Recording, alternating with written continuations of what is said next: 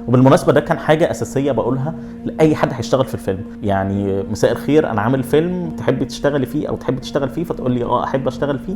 طيب بتحبي الحيوانات ولا لأ؟ المكان ده هناكل منه الشهد. يا بابا البيت هيقع عليك. من احلى الحاجات اللي في الفيلم ده ان كل الحيوانات اللي فيه كانت حيوانات شارع بجد. فلقيت فرصة لطيفة ان احنا نشتغل مع بعض، وفعلا حتى في اثناء او في عدم التصوير كنت بتعامل مع الكلاب وكنت بقول يا سلام لو يصوروا ده، لان كنت بلعب معاهم، كنت صاحبهم يعني. احنا عندنا قطط كتير جدا، القطة لو مش عايزة تشتغل مش هتشتغل.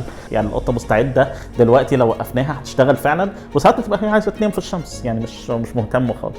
فكرة العلاقة ما بين الحارس وما بين يعني مش عاوز احرق، بس ما بينه وما بين الكلب الكبير والكلب الصغير، والخوف نصر من الحيوانات ومن الكلاب عموما، خلى الموضوع غني. وجود الحيوانات خلى الموضوع غني في الفيلم. يمكن من وانا بكتب عارف انه ناهد السباعي، شايف انها يا ريت توافق، خاصه مع حجم الدور.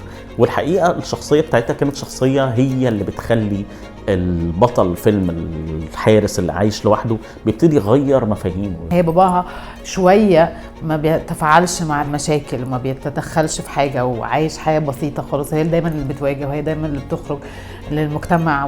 فهي دي المواجهه اللي تقريبا خلت ان الاب ياخد موقف ويحاول على قد ما يقدر ان هو يرجع الدنيا تاني زي ما كانت، وما حدش يستغله. من احلى التعليقات جت هو فكرة ان انت حسستني بكل مشاعر، يعني كرهتني فيك قوي وتعاطفت معاك وحبيتك في لحظات.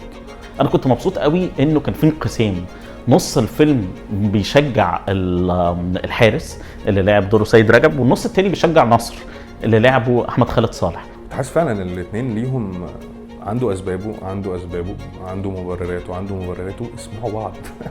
كان طول عمري عندي حلم ان انا اشتغل مع سيد رجب في يوم من الايام، وحاولت طول الوقت ان انا الاقي وسيله ان احنا نتقابل، يعني لحد ما حسيت ان هو ده السيناريو الانسب اللي ينفع نشتغل عليه. وهو اول ما قراه يعني لقطه على طول. حسيت ان انا انتصرت على الحجر.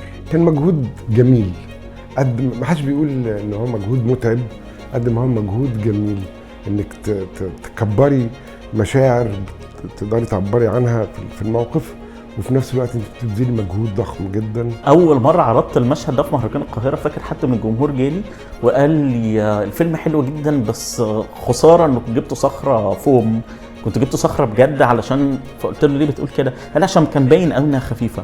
الحقيقه الصخره دي اتقل صخره ممكن حد يتخيلها. الفن مش مصنع بنطلع منه افلام او بنطلع منه دراما. الفن فن محتاج مجهود ومحتاج حساسيه. انا حسيت ده في الفيلم اللي احنا عملناه، وكنت سعيد جدا بشغلي.